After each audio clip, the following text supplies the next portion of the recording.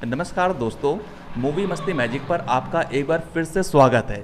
दोस्तों, हर बार की तरह हम एक बार फिर आ चुके हैं, लेकिन आज हमारे बीच सत्यविजय भाई नहीं है। तो रामोतार भाई कहाँ हैं? सत्यविजय भाई आजकल कहाँ घूम रहे हैं? अरे सत्यविजय भाई ने तो बकायदा फेसबुक पे एक पोस्ट डाला हुआ था और हम लोग का जो व्हाट्सएप ग्रुप है उसमें तो मैसेज किया ही था, लेकिन उन्होंने पोस्ट में डाला हुआ है कि दर्शक जान रहे होंगे कि वो मुंबई घूमने के लिए गए हुए मज़े कर रहे हैं। और कुछ दर्शकों ने तो उनके भी मज़े लिए, जहाँ पे लोगों ने कहा कि भाई आप गैलेक्सी चले जाना और सलमान खान से मिलते आना।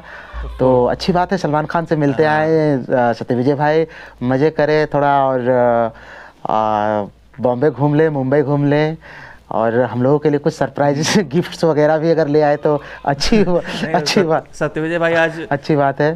सत्यविजय भाई आज मन्नत के सामने खड़े होकर के सेल्फी हाँ, खींच के भेजेंगे आज हम लोग ऐसे है, ऐसे करके एकदम बिल्कुल है ना, तो शाहरुख खान का सिग्नेचर पोज देके।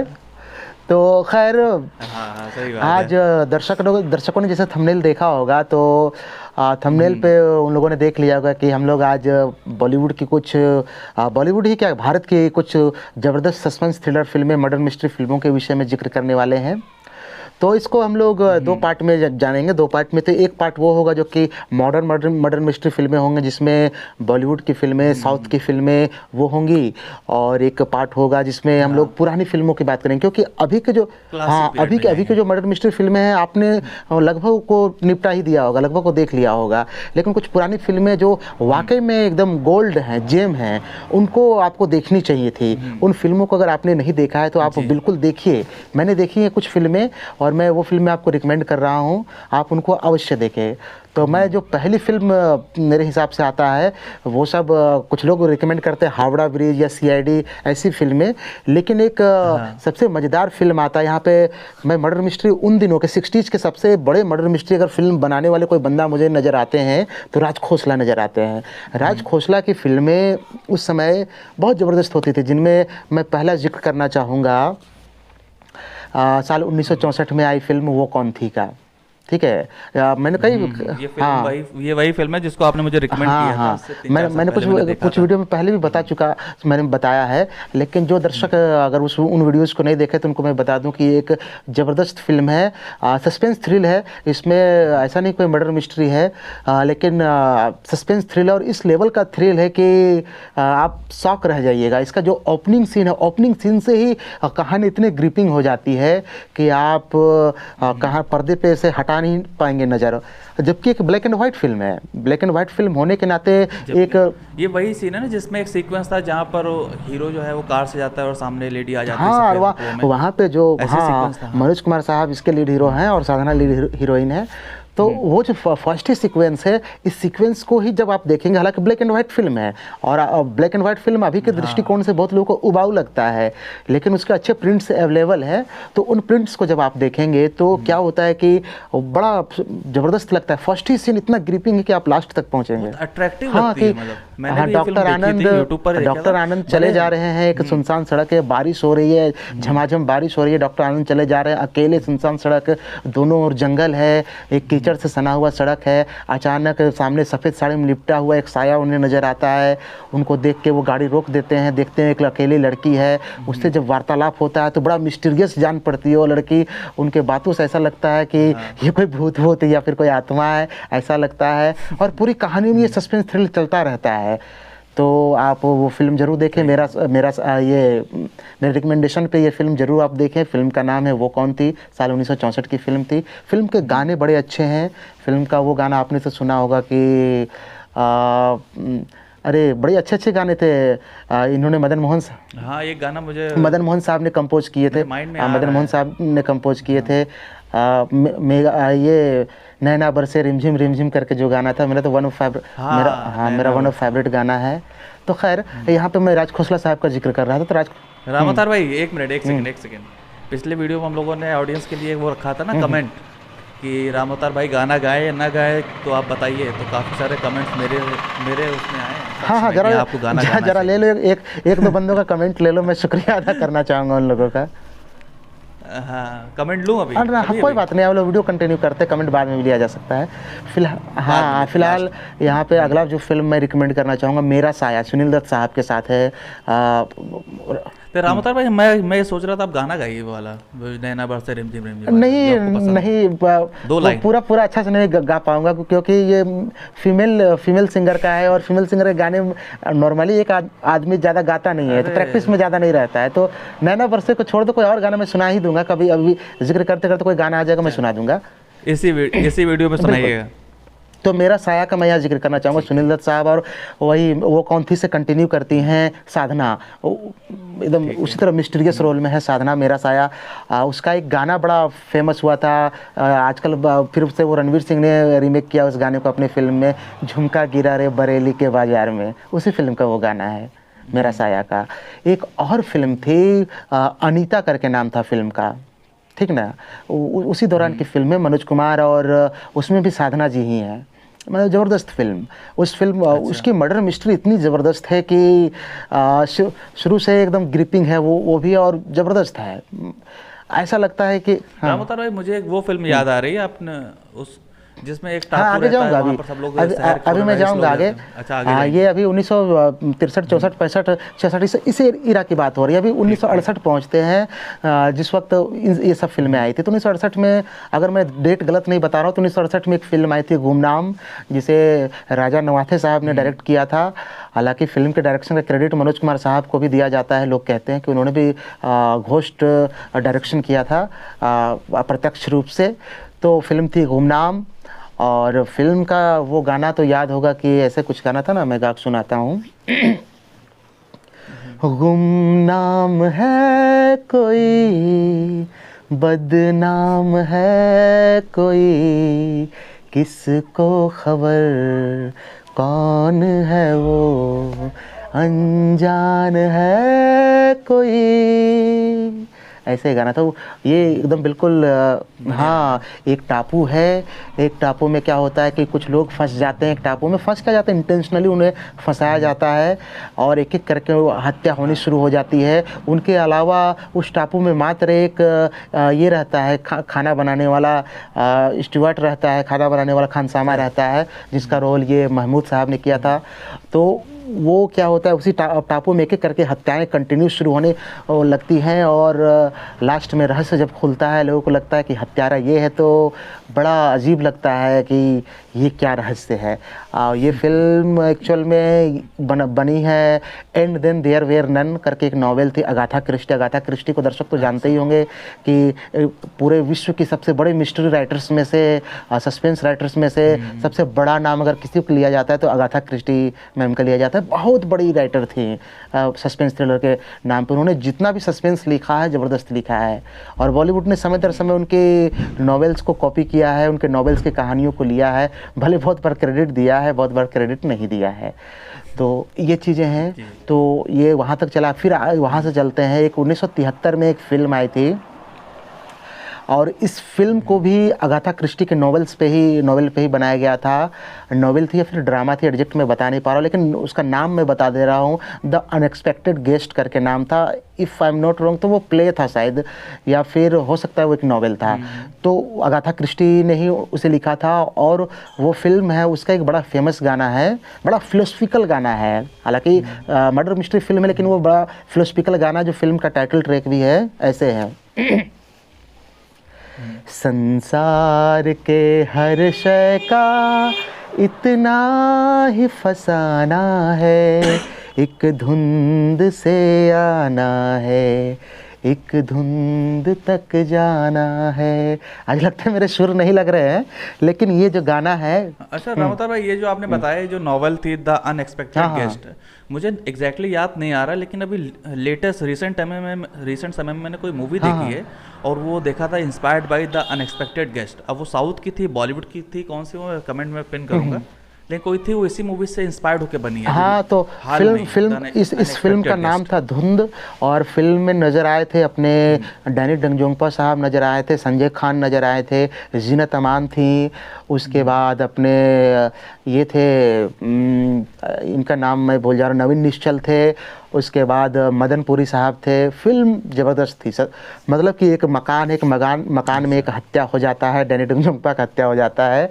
उसके बाद क्या होता है कि एक एक करके सब पे शक की सुई, एक एक कैरेक्टर पे शक की सुई घूमने लगती है और अंत में जाके पता चलता है कि हत्या कैसे हुई है, हत्या किसने की है। फिल्म बहुत ज़बरदस्त है। फिल्म में धुंध बार बार आता है तो इसलिए फ़िल्म का नाम धुंध रखा गया। एक फॉगी है, पूरा फॉगी इफेक्ट है फिल्म में, एक हिल स्टेशन दिखता है और शुरू ही एकदम बिल्कुल वही है कि इनका नवीन निश्चल का कार चला जा रहा है और फोक के कारण उनका कार एक्सीडेंट हो जाता है, तो इसलिए फ़िल्म का नाम धुंध है। और वहाँ एक गाना बजता है, शुरू में कास्टिंग में गाना आता है, यही संसार की हर शय का इतना ही फसाना है, एक धुंध से आना है, एक धुंध तक जाना है। बड़ा फिलोसफिकल गाना है। तो ये समय दर समय ये मर्डर मिस्ट्री फिल्में बन रही हैं 70s में भी। अच्छा, एक राजेश खन्ना साहब की एक मूवी हाँ थी इत्तेफाक। हाँ वो फिल्म, अगर मैं नहीं, नाम क्या था वो, अरे 1969 में शायद आई थी ना वो फिल्म, बी आर चोपड़ा की ही फिल्म थी, जिसपे अभी उसका उसी नाम से एक इन्होंने सिद्धार्थ मल्होत्रा ने एक फिल्म किया था, सिद्धार्थ मल्होत्रा थे और शायद हाँ इत्तेफाक, हाँ बी आर चोपड़ा की फिल्म थी। तो इत्तेफाक वो भी देखने लायक फिल्म है, वो आप देख सकते हैं। तो ये चीज़ें हैं, मर्डर मिस्ट्री का ये दौर भी है जहाँ पे आगे फिर समय बढ़ा तो फिर एक दौर यहाँ भी देखने को मिलता है कि अमिताभ बच्चन की जो फिल्में जब आने लगी, यहाँ पर एक्शन बेस्ड फिल्में आने लगी, यहाँ पे थोड़ा सा मर्डर मिस्ट्री का दौर कम हो गया। जब अमिताभ बच्चन पर्दे पे छा गए तो मर्डर मिस्ट्री जब एक्शन फिल्मों का दौर बहुत ज़्यादा आया, मास मसाला, हाँ, कमर्शियल फिल्में आने लगी जहाँ पे थोड़ा कम उस जॉनर की फिल्में कम बनने लगी। लेकिन हाँ, अगर सस्पेंस थ्रिलर की बात करें तो एक रीइंकारनेशन जो होता है, पुनर्जन्म होता है, पुनर्जन्म वाली फिल्मों को भी हम लोग इसी जॉनर में रख सकते हैं जहाँ पे सस्पेंस होता है, थ्रिल होता है फिल्म में। तो यहाँ पे मैं 2 फिल्में रिकमेंड करना चाहूँगा। एक महबूबा का है ना, 1976 या फिर 78, नहीं 76 शायद कि 77, if I am not wrong 76। तो महबूबा शक्ति सामंत ने बनाई थी फिल्म, जिसका वो मेरे नैना सावन भादो फिर भी मेरा मन प्यासा फेमस गाना है। ये गाना आपने मुझे एक बार सुनाया था क्या? ये लगा संभवतः कभी सुनाया होगा उसका। और भी हाँ, उसका एक और फेमस गाना है, पर्वत के पीछे 2 प्रेमी रहते थे, ऐसे कुछ था, बड़ा अच्छा गाना था। तो महबूबा दर्शक जरूर देखा, हालांकि महबूबा उस वक्त बॉक्स ऑफिस पे बहुत अच्छा नहीं कर पाई थी, लेकिन महबूबा फिल्म बड़ी अच्छी है, आप देखेंगे तो बड़ा मज़ा आएगा। फिर एक और मैं यहाँ रिकमेंड करना चाहूँ, दूसरी होगी एक दूसरी कर्ज होगी। हाँ, कर्ज का यहाँ मैं जिक्र करना चाहूँगा। कर्ज क्या है ना कि कर्ज, हालांकि एक यहाँ पे कर्ज का जिक्र करने से पहले मैं थोड़ा सा पीछे ले जाना चाहूँगा दर्शकों को। यहाँ पे मैं जिक्र करना चाहूँगा एक दिलीप कुमार साहब की एक मर्डर मिस्ट्री में बोल रहा हूँ, एक मिस्ट्री फिल्म थी, हालांकि वो भी रिकारनेशन पे ही, पुनर्जन्म पे ही आधारित थी। तो फिल्म थी मधुमती एक्चुअल में रीइंकारनेशन का, इंडिया में ना रीइंकारनेशन का क्या बोलेंगे, वो फिल्म है जिसने रीइंकारनेशन को बहुत ज़्यादा प्रमोट किया, ट्रेंड लेके आई वो फिल्म। और क्या उसने कहते हैं कि हॉलीवुड का सबसे बड़ा रीइंकारनेशन पर आधारित फिल्म थी the reincarnation of Peter proud, वो भी मधुमती से बहुत ज़्यादा इंस्पायर्ड थी, ऐसा कहते हैं। मैंने एक वीडियो रामता पे मैंने एक वीडियो बनाया था, उस पर मैंने शुरू से लेके अंत तक जितनी भी फिल्में रीइंकारनेशन पर बेस्ड हैं उस पर बात किया था। उसमें मैंने शुरुआत यही मधुमती से करी थी, दिलीप कुमार साहब। हाँ, उस विषय में तो बात भी हुई थी हम लोग शायद उस वीडियो से पहले शायद। हाँ, तो ये जो रीइंकारनेशन ऑफ पीटर प्राउड है, लोग कहते हैं कि कर्ज जो है रीइंकारनेशन ऑफ पीटर प्राउड से इंस्पायर्ड है, बिल्कुल इंस्पायर्ड है, लेकिन मधुमती से बहुत हद तक कर्ज भी इंस्पायर्ड, ये the reincarnation of Peter proud भी इंस्पायर्ड है। तो खैर, तो यहाँ पे हम कर्ज का जिक्र करना चाहेंगे। दर्शकों ने तो कर्ज तो देखा ही होगा, जिसके गाने एक से एक है, वो एक दीवाना, कितना खूबसूरती से आनंद बख्शी साहब ने लिखा था।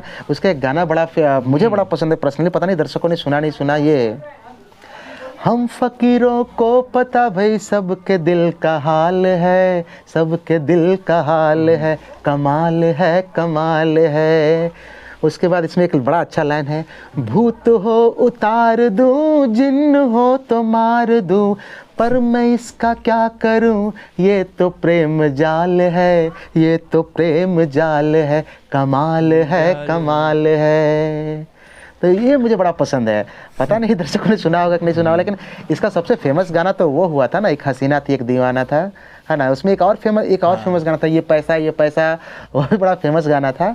उसके बाद एक और अच्छा गाना था, मैं 16 बरस की तू 17 बरस का, मिलना जाए नैना, ऐसा कुछ था ना। एक और गाना था जो कि मुझे बड़ा पसंद है, ये जो पार्टी में उनको देख के गाते हैं,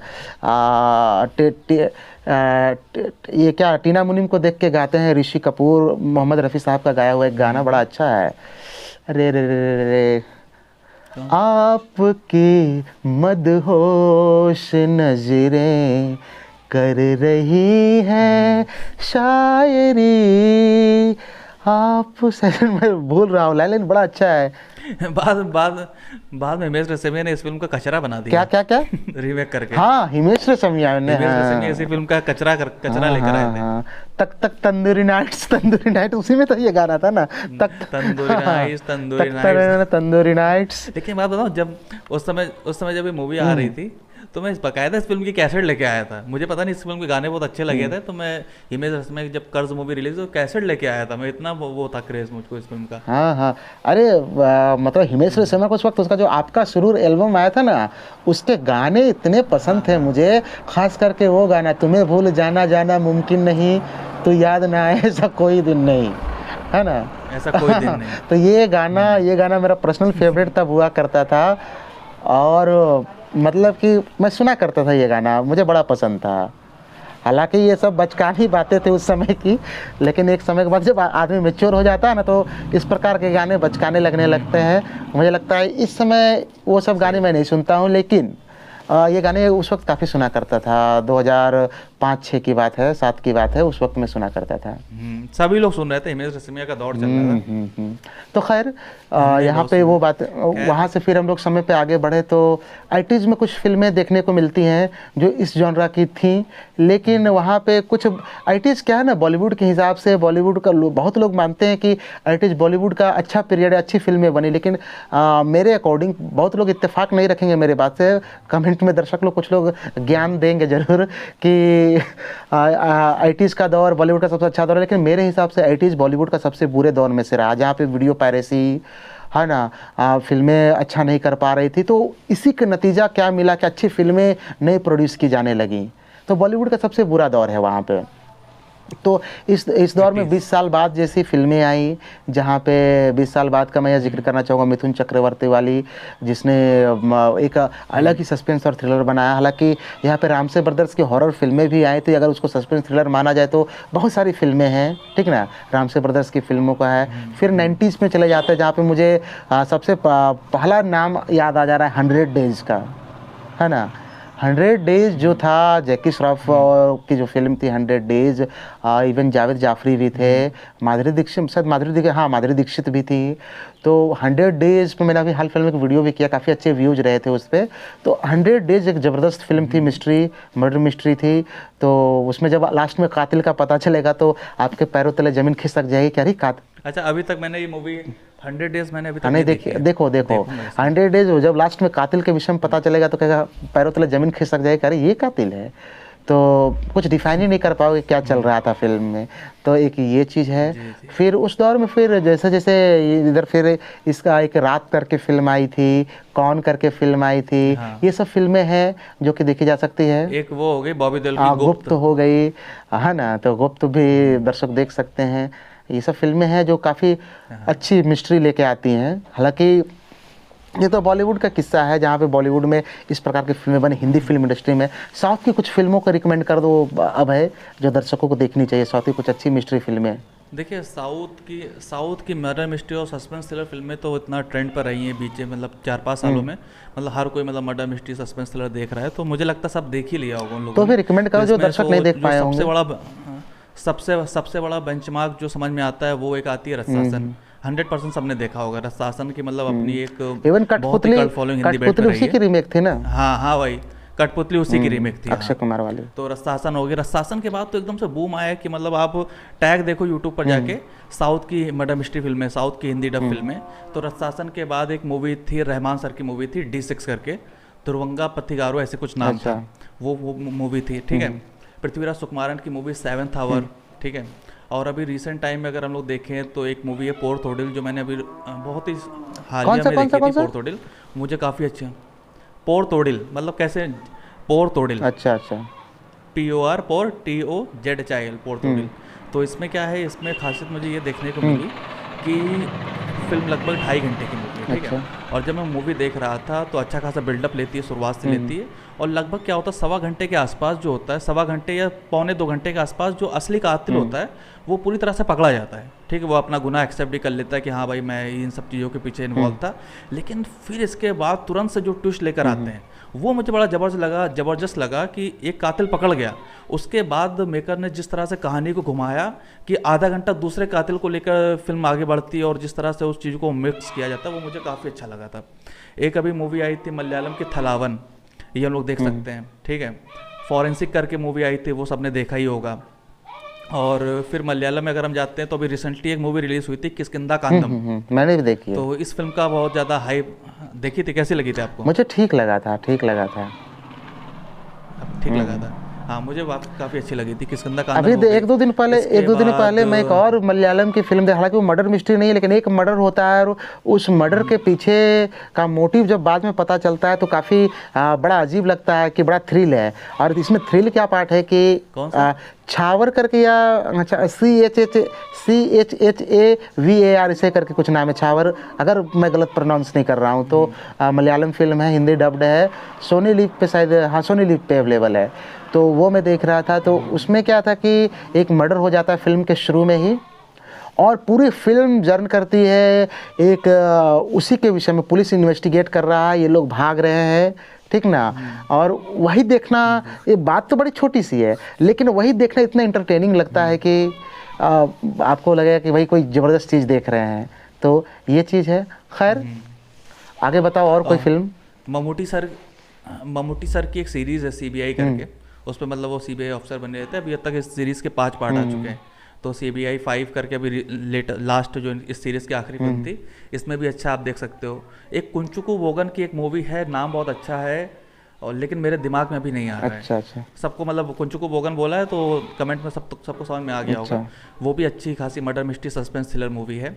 और कुंचुकू वोगन के बाद अभी एक मेरे माइंड में एक मूवी आ रही थी, हाँ हम लोग दृश्यम को कैसे भूल सकते हैं? दृश्यम को बोल, दृश्यम भी एक बहुत ही नहीं, दृश्यम रिकमेंड करने वाली चीज़ नहीं है, दृश्यम को सब लोगों ने देख लिया है। दृश्य, हाँ मतलब बता रहे कि हाँ ये जो फिल्में हैं जो काफ़ी ज़बरदस्त रही हैं। पृथ्वीराज सुकुमारन की काफ़ी सारी फिल्में रही हैं, मतलब उनकी फिल्मोग्राफी में जब हम लोग जाते हैं तो अच्छी खासी मर्डर मिस्ट्री सस्पेंस थ्रिलर फिल्में हम लोग को देखने को मिलती हैं। हम लोग यहाँ के एक नाम भूल के आए पिछले कुछ ये से इनकी फिल्मों को अरे क्या नाम है इन लोग, अब्बास मस्तान की फिल्मों को कुछ लोग अब्बास मुस्तान कुछ लोग बोलते हैं, अब्बास मस्तान कुछ लोग बोलते हैं, तो अब्बास मस्तान मैं बोल रहा हूँ। तो अब्बास मस्तान की फिल्मों को, खिलाड़ी जो था, खिलाड़ी लोगों ने देखा होगा, बाजीगर देखा होगा, है ना। तो अब्बास मस्तान की फिल्में भी ज़बरदस्त मिस्ट्री लेके आती थी। तो अब्बास मस्तान की फिल्मों को ढूंढ के देखना चाहिए। अब्बास मस्तान की फिल्में मुझे बहुत पसंद है। इवन रेस सीरीज जो है, भले उसमें भले अगर आप मान लो कि चलो मर्डर मिस्ट्री भी नहीं, जैसे फॉर एग्जांपल हमराज, देखो क्या गजब का थ्रिल था आखिरी में। नहीं तो क्या है ना कि उनकी मैक्सिमम फिल्में हॉलीवुड की रीमेक रही हैं, ये एक कटु सत्य भी है। लेकिन क्या है कि फिल्में तो इन्होंने इंडियन एडेप्टेशन भी लाया तो ज़बरदस्त लाया है। तो मेरे कहने का मतलब कि एडेप्ट भी उन्होंने किया तो ज़बरदस्त किया है, तो इसलिए एडेप्टेशन का क्रेडिट यहाँ मैं देना चाहूँगा कि उनकी फिल्में अच्छी होती थी।